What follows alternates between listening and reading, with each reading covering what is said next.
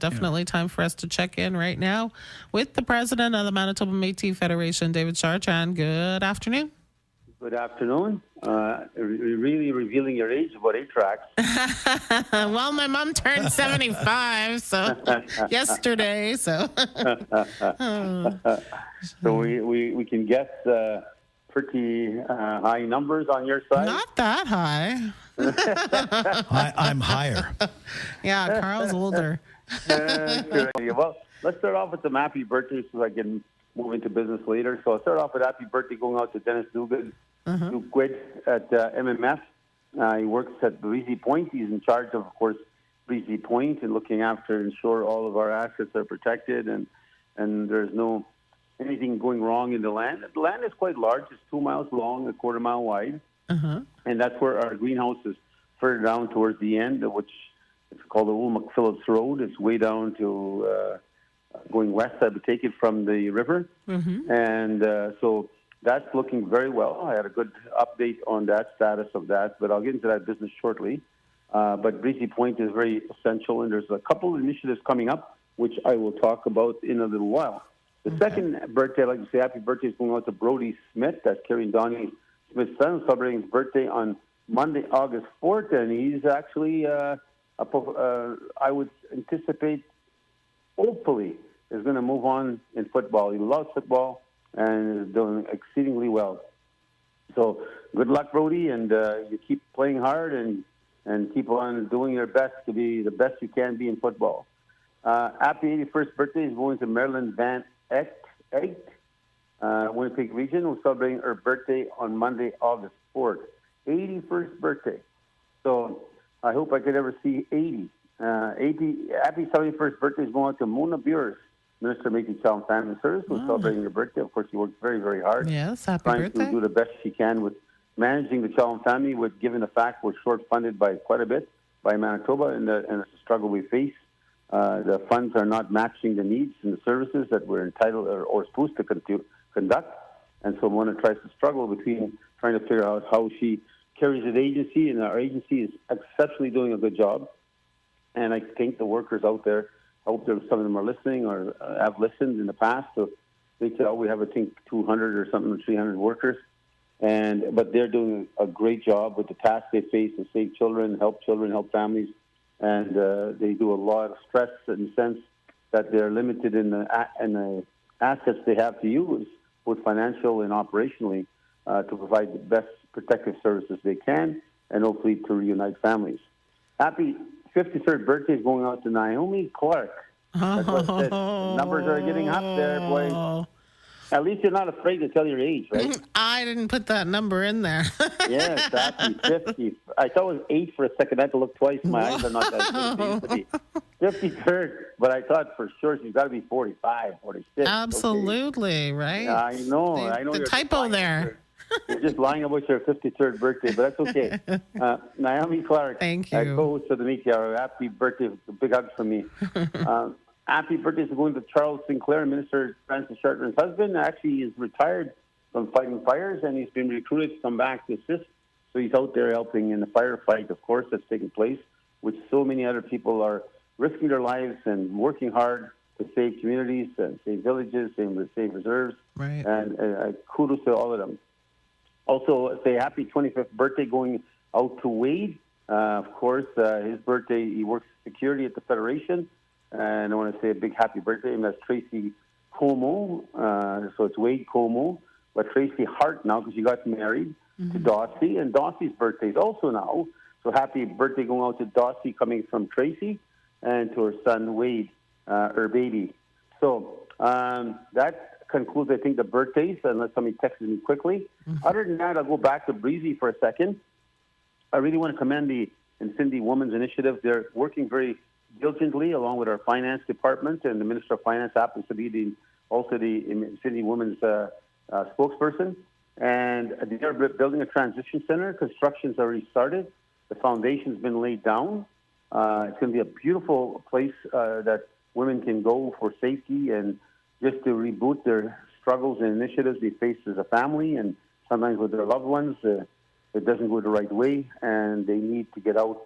Sometimes it's dangerous, and they need to get out of that situation they're in. And so they've been working hard on this initiative. It's about nearly $9.5 million initiative. And so I'm very proud of the work they're doing there. And I look forward to that because they just opened along with to Minister Chartrand, who's in charge of early learning childcare, they also just opened a childcare center. I almost call it daycare. I don't know which ones they're called, daycare, childcare. But anyways, they're a care center for children and run by us and owned by us. And they just opened one just near Selkirk also. So kudos to Infinity Women and the work they're doing there, and kudos to Anita and the work she does there. At the same time, as I said, she's got a big responsibility on moving forward on making sure that the agenda of women's challenges are still always on the green light around cabinet, advising us of the challenges they face. And I gave some good statistics here on the show already. Remember that I said at one time, and it's been a dominant record of, so we've been keeping records for Kerry Smith's department for quite a number of years now, over several decades. And they always showed that women were higher in they call universities professional. And so I'll use the phrases they use, professional levels. And because that means there's lawyers, nurses, etc. Mm-hmm. And then they run on colleges, they call them trades, because you're a plumber, you have a trade, you're a carpenter, you have a trade, on and on and on, a welder. So on the women's side, actually they were scoring heavier as a higher population and graduating also at a higher level at the universities. And they are surpassing their Métis men, and Métis men were below the number. And it showed that most, however, men were in the trades. And that was about 10 years ago. Mm-hmm. Men were dominant in the trades, women were dominating the university, Métis women. And so when we look at the data today, women have actually caught up to men in the trades. They're still higher up in the professional side universities. There's a higher percentage of women going to university than men. But the women has also now caught up in the trades. So I find it so fascinating. I'm so thankful we started collecting records of that data over 20 years ago. And now we can actually see the change and shift of a family income and the family challenge of making sure, as we know today, you need a double income many times just to make sure you have a good life. Yeah. If you have a single income, you still have a good life, but you're sometimes struggling and hard. So, and again, this is when the children lose. Here's a quest that's always been part of when my mom grew up, teaching us as men our responsibility to take care of women and to be hardworking. That was what my mom instilled into us. Always take care of your family, take care of your women, take care of everything's going good, and you spoil them to work hard, get them to make money. Mm-hmm. So, but things have changed. Women are now getting in more in a dominant force. But the only challenge both men and women are facing, husband and wife, is that they're not with their children as much as they would love to be because both are now out and about working. So they come home late, sometimes in the evening. So not a lot of time being spent with children. So they try to take advantage of weekends.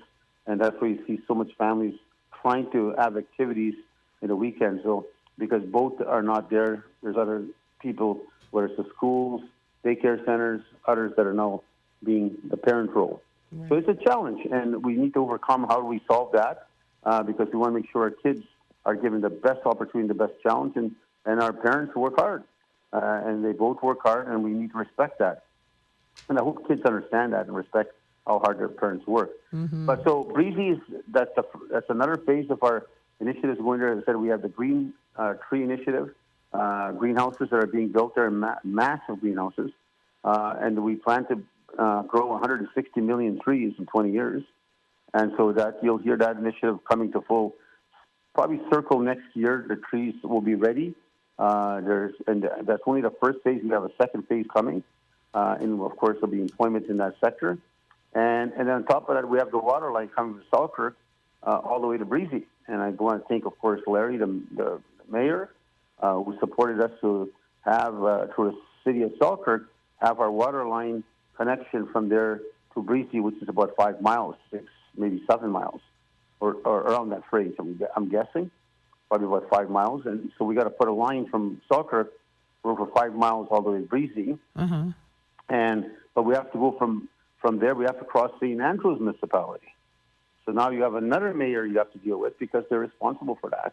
And so, but we signed an agreement, the two municipalities and us, and it was, I think, the first of its kind. And there was a lot of applause and a lot of pats on the back that it could be done.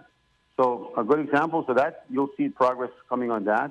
The contractor's already been selected, I believe, on that. That's Jamie from Chartrand, a Métis entrepreneur, Métis construction company, and I think they've been selected to lay the line. So kudos to him and an opportunity he'll have to employ Métis people, at the same time play a big role in setting up the water line. That's going to be necessary because there'll be more projects coming to be built in there in the near future. We're looking at help right now in Breezy. Francis, as a minister, right now is looking at initiatives and potentially a building. We ripped down older buildings there. We might take down another building and then build an health center there. So there's a lot of stuff going to be happening in that section, and so pay good heed to that, and there's some good progress. And a lot will depend on where Canada's going, and that takes me to the discussion that's happening next week. We leave on Monday to Ottawa, my cabinet, and we will be meeting on the 5th and 6th as a cabinet. We'll be discussing, of course, our own businesses back in the homeland, and at the same time we'll be discussing the Bill C-5 summit that is to take place with the Prime Minister. We've already said loud and clear, the way they've structured it right now, we would not go to that meeting, but the Prime Minister is more than welcome to come to our cabinet and give us a dialogue back and forth of how we can consult on Bill C-5 with him and with the national initiatives that are forthcoming.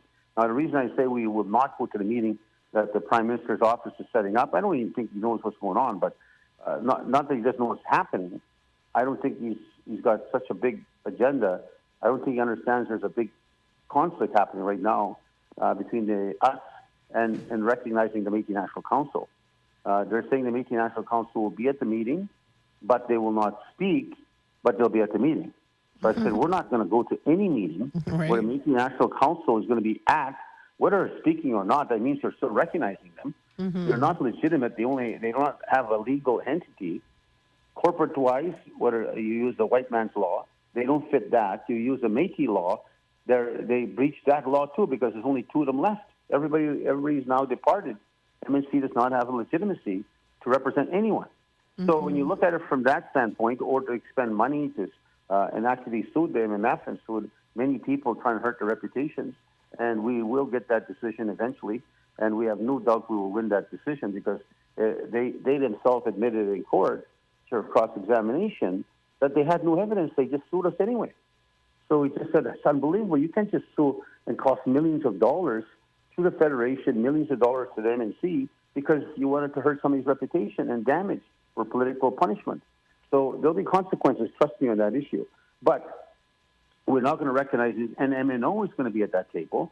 And MNO, of course, as we said publicly, and our people have guided me well, my people have made it very clear to me that if Métis Nation Ontario is still there and part of anything, we don't have nothing to do with it because they're not our people. They're stealing our identity, they're stealing our flag, they're stealing our heroes, they're stealing our beadwork, they're trying to claim they're us, and First Nations have proven over and over with all the research and studies that it is not true what they're saying and how they're producing themselves to the public as being the Métis Nation. So clearly they're trying to disguise themselves as somebody else. I think they call themselves the new historic Métis Nation. So, well then, go define who you are, but don't steal our history. Just say, I'm not part of the Red River Métis. I'm not part of the Prairie Métis. That's not who I am. I'm a different Métis. Okay, then, go do that. But don't try to steal L'Oreal. Don't try to steal our flag, our resources, our money, all the rest of it that we worked so long to get. So that's the big issue with that, and I made it very clear to send a message to the Prime Minister's office. We'll be there. Our cabinet will be meeting. You're more than welcome to come and join us and talk. We supported Bill C-5. I did personally. I spoke in Senate. I spoke at the same time at the All Parties Committee on the issue of why we need to support Bill C-5, but why it's important that there's got to be respect and trust, and that the government of Canada is asking us to trust again. And every time we've trusted them in history, they've shown they did us wrong. And so again, we're asking ourselves now, this is a lot of ask to ask us as a people to keep on trusting you, and yet you keep on burning us. But we know for a fact Canada has a crisis on its hands. Canada, as a country, which includes us, can find itself in a very difficult financial state very shortly. There's a chance we could hit a recession. And people must take that word very strongly. Recessions will mean cuts. Recession will mean cutting out programs. Recessions will mean getting rid of services. Recession will mean less resources to spend on healthcare, education, Indigenous people. So that's what a recession will turn itself into, a very ugly situation in Canada if Trump gets his way. So Trump is going to continue, as you heard, probably in the news everywhere. Yeah. He's standing firm on his 35. He's now increased it to 35% tariff against all our products, and some higher than that when it comes to copper and other products. So you could see that there's an attempt to really hurt our economy, because remember what he said, he's going to try and make Canada an American state, and calling it the 51st state. That'll never happen. No. Never in a million years, as long as we've lived and breathed as Canadians.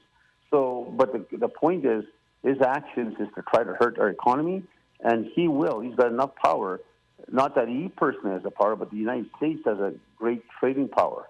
There's a population of over 300 million people there, and we only got 40 million people. So think of the odds of numbers.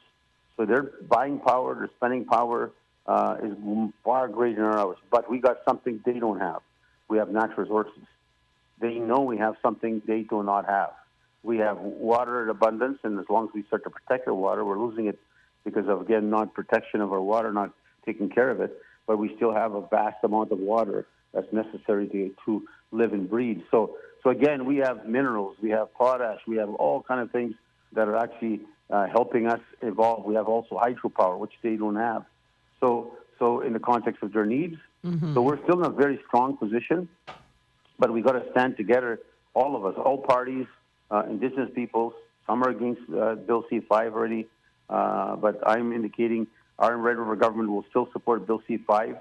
But a lot will be told next week how the Prime Minister handles this controversy that's coming his way. Somebody's not briefing him well. That's why I said I probably don't think he understands even what's going on right now. He's probably asking that later. He'll be asking, how come MMF's not there? And then they'll start to tell him, and he'll probably try to figure out, holy crap, what the hell do I do now? I just left the MMF out, one of the strongest, and definitely the strongest people with a story and a land claim, a treaty, all of these things. I just left out the people that I need to have at the table. So clearly that challenge will come his way, and we'll see what happens with that. And I'll keep you posted next Saturday when I get back from Ottawa with my cabinet. We're still working on a potash partnership right now. Of course, that comes out of the Russell area, and we do have a partnership with PADCOM, who's now accessing potash. We probably will be investing some resources into that company, and even more money later to become greater ownership of the next project of potash at PADCOM, and we look forward to that. Last week, I also had a meeting with President Kuno Tatanoni. He's Inini, and so is a man, but this is a Inuit name, so his last name is Tatuinini. So he's the president of the Kelavik Inuit Association. They came to seek our support to support them. They want to build, again, they have a big project on the go. Of course, most of their villages and communities in Kelavik region are actually still all in diesel. Their infrastructure, their houses, their schools, everything's under diesel power. And so they're trying to get a fiber optic line coming from the area of Gillam, all the way, potentially Gillam, all the way to Kilvik. The project is about $3.5 billion. It's a massive project, but it'll hit the needs of the southern big communities out there. There's about 10 to 12,000 people who are going to rely on this. Right now, they rely on diesel, and as we know, diesel does a lot of damage to the environment and, of course, to our hair that we breathe, and the ozone layer that protects us from the sun. So that is some big initiative. They're not asking us for money. They're not asking us to put money. They just want us to support them as they push forward. Our Premier Wap Kinew has already promised 50 megawatts of power, and so that'll be something he's committing in our province of Manitoba to support the Kivalliq region of Nunavut and give 50 megawatts of power heading to the north instead of to the south of the United States. So we, of course, as you know, are moving forward on our 200 megawatts of wind power that we plan to win in our tender. By the way, the tender was supposed to be in, I believe, by September, I think. It's now been delayed. They're giving a little more extension because the demand they asked for is going to be hard to achieve in that 2-3 month period. So we're okay with the delay as long as it's not delayed too long. Yeah. Because we want to get our green light. How much megawatt power are we getting? And then, of course, the partnership we will choose. Because that project will cost about between $450 to $500 million. So it's a lot of money. That is. But at the end of the day, it's revenue forever. That those towers last every 25 years. You can change your turbine power, but it'll always create jobs and bring in revenue to the Métis government and support the needs of our province and hopefully sell hydro power to other countries or into our own east, south, east, and west. And now you hear the north, because Quebec is looking for power, hydropower, to head north to their territory, Nunavut. So again, just shows you the activity we are. I'm very pleased we have Lauren Peltier who's leading that file for me. I'm so thankful of our staff. Like even you look at Stephanie Mueller. This weekend they're giving their team a weekend off. Nice. Because there's a burnout starting to happen. Our second phase of evacuee fire. I'm feeling it too. Our third phase is coming around the corner. Yeah. We're calling it third phase. And it's burning out a lot of, we have about 40, 50 staff working on this. And at the same time, they're still trying to run their departments and the job they have to do there. And the issue here is that we have a very small population, but this is, again, I call it a united Manitoba thing. Because the majority of all evacuees are First Nation reserves, and they're in a very difficult location. And we need to all help each other and help them to overcome this, because there's a lot of emotional, there's going to be a lot of mental anguish and challenges. Some of them are going to lose so much. And so we are very pleased that our team is working hard to make sure we can get them all the materials and subjects of product they need. So I'm very pleased with that. Actually, last week, our top donors of the week were World of Water. They sent in 70 cases of water. That's 1,680 barrels of water. And also Manitoba Harvest. They donated 100 cases of baby formula. That's 1,800 cans. One of the most needed items. It's difficult for the northern families, that particularly the baby formula. Yeah. So I want to thank Harvest ending out. And Hands On of Hope at Key Foods for their efforts to ensure McGregor has traditional foods on hand. So I think this weekend they're going to serve some of the elders pickerel cheeks and stuff of that nature. So again, thank you to Hands of Hope and the Key Foods. Yeah. So there's a lot of, there's so much kind-hearted people that are all sticking out, helping out. But I know my staff overall, they're feeling it. They're getting tired. Yeah. Because they're spending 14-hour days, 15-hour days working on these files, and they live and breathe it. Now, plus they got to still, as I said, come back to run their parts of their services in our offices. We still got to serve the other Métis people that are requiring our supports.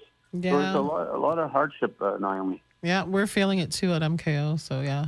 Yeah, I've been working on that very file hard. too. But Yeah. right now, what we're looking for actually is items still needed for evacuees are underwear of all sizes for both men and women, socks of all sizes. Of course, we expect these to be new. Small bottles of shampoo and conditioner, and deodorant and size 7 diapers seems to be a one that's a hard challenge to always make sure we have that. Yeah. So I think it's important that we try to get those products that we have in there. So one of the things that we did yesterday, we have a meeting at 4 o'clock every day. It only happened this weekend now because the staff are off for the weekend. But our team, our ministers are there, Minister of Finance, Minister of Health, Minister Jack Park is there of N4 and see how they can help out. We have Dave Boudon, he's the Minister of Agriculture in Winnipeg, John Remillard, and we have Andrew Carrier. And we have just an abundance of staff and other ministers that are really working hard to see. Denise Thomas is there, Delilah Lashma there, Julie Mayer from VP from DePaul. So and all of our staff, we meet 4 o'clock every day. And I chair it.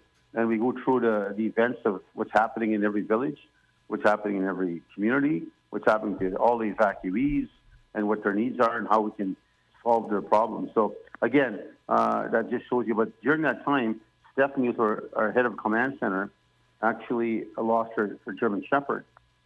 They say a muskrat, which had potential illness. He may have been dead already. And but anyways, he ended up in a situation where he got very ill and he passed away. So Stephanie was leading our command center, couldn't even be home to watch for a sick dog. And so she was really hurt and broken. Her dog passed away. They got her remains the other day. But we surprised her yesterday. Dustin still works for me. He's at home sick, however. He's been away for over 3 months, and his wife's a veterinarian? Oh, yeah. Is that how you say it? Veterinarian? Yep. Yeah, so he was helping me with trying to find a way of how we can surprise her and show her that she matters. And his wife, of course, works in one of the veterinarian places. And so we found two dogs, German Shepherd Labs. They're all puppies. There's 3 of them. She has a choice. And so our government's giving her a dog to replace what she lost. And to thank her for all the hard work she's doing for helping so many people and giving her entire self to the project of evacuees and the fires. And it's unfortunate she couldn't be there. But again, I want to thank Dustin and Danielle for helping out. And Stephanie was, of course, crying yesterday and so happy that, to see that the timing couldn't be better. She said, just trying to let my heart loose to leave my dog, and now I have a chance to have a new puppy and a new love. So, anyway, Turtle Mountain Days are coming up at Dormore Lake, happening August 9th and 10th. There's everything from cribbage, slingshot, horseshoe, and Red River cart rides, and on and on and on. Music, clinic, barbecues. So that's happening at Turtle Mountain. Métis Days at Dormore Lake, August 9th and 10th. So of course, we canceled other stuff because we couldn't during the evacuee time. Here it does require too much hotels. Anything with hotels are a challenge. Yeah. Also on August 9th, 3rd annual Red River Métis Days, Market Days at St. Norbert Farmers. Man, I wish I could go there. Right now I'm away from Winnipeg. I'm about an hour and a half away. But it's 8 a.m. to 2. I've been going to Winnipeg every day, but this is starting, I believe, It's Saturday, August 9th. August 9th, next week, right? Yeah, next Saturday. Oh, great. Nice to be able to go. From 8 a.m. to 2 p.m., variety of Red River Métis vendors, live entertainment, on and on. Come and get yourself some good traditional Métis foods and vegetables, I'm sure, and some good crafts. And that's going to be happening. St. Norbert Parish was one other than Father Noel Joseph Richard. It's a very important name in the Métis community because Father Richard was very close to Riel. And he was the one that was sent to go represent Riel and negotiate the Manitoba Act, which dealt with our land claims, our treaty, and also continuation to push for First Nation treaties to happen here. So Dave Boudin will be at the marketplace himself, always supporting one way or another. So with that being said, I see there's still vendor spaces available. So, is there okay? There's still vendor spaces. There's so much artists. I want to tell you all. Let's see, about 30 minutes I got now. I'm finished now. You got 2 minutes. My time is up, but I'll you got say 2 minutes. Grand Chief Daniels came to see us, of course, at the MMF and thanked us for the work we're doing with the evacuees. And so I give him a tour of our store. And, of course, we have artisans and fun artisans because we buy their products so they don't have to sit in the outlet mall somewhere trying to hopefully get a sale or sit in the corner streets and try to get a sale. Yeah. So we buy their products and we market it for them. And we also have the artisan's picture, the name, history of the artisan. And that Chief Daniels and his team were so taken aback with it. They were so impressed with it. And they're going to look at supporting it and also maybe looking at doing their own. Because we also have First Nation and artisans there and Métis artisans there. And the work is such great talent. And actually something will be coming from there. I can't say what. Will be taken from one of the artisans' products. And if the Prime Minister and I meet, that gift will be given to the Prime Minister and we'll reveal the work of what artisan. I know my team's looking at that right now. Nice. And they'll be choosing some options that we take with us to Ottawa when we go. So with that being said, I'll let other callers get in. Keep up the good work. And again, to all the firefighters, be safe out there. And to the First Nations and all those that are in our Métis citizens and non-Métis citizens who are facing a hard time. I know it's challenging. I know it's hard. You're in the cities. You're sleeping in cots, some of you. You can't have no privacy. You miss your home. You miss cooking at home. You miss being around family. I know it's hard, but just remember, it's going to come sooner or later. Our firefighters will win this fight. Nature is being very hard on us right now. This weekend, Naomi, they're taking 70-kilometer winds are going to start. Oh, no. That's dangerous, of course. Yeah. But they're coming from the west. They're thankful with that, not the east. Right. But the west, the winds are more gentle to our needs and helping us. And there's going to be some thunderstorms, which will come with lightning, which is causing a lot of these fires now. Right. But they think it's only be little rain, a lot of rain. So, again, good luck, firefighters. Be safe out there. And to the First Nations, Métis and non-Métis, let's hang on tough there. We'll keep on helping you do whatever we can to make your stay here as comfortable and as family-oriented as possible. So you take care, everybody. I'll talk to you guys next Saturday. Take care. Bye now. Take care. Bye-bye.